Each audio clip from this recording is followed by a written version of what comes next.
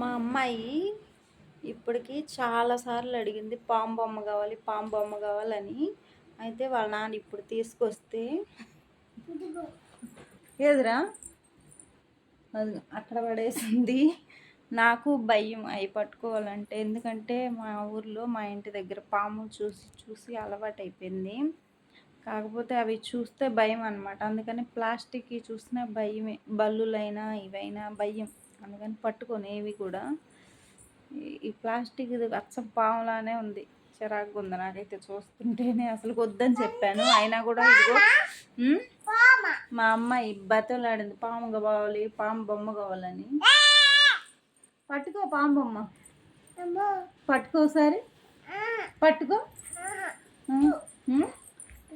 మరి తీసుకురమ్మని. ఇదిగో నేను పట్టుకుంటా చూడు, పట్టుకుంటా. నాకెందుకు చేత్తో పట్టుకోవాలన్నా కూడా అది సత్సం ఇదిగో పాములాగా ఉంది, భయం అనమాట. నిజమే, పాము అయితే నా గుండెలో పగిలి చచ్చిపోయేవాళ్ళం.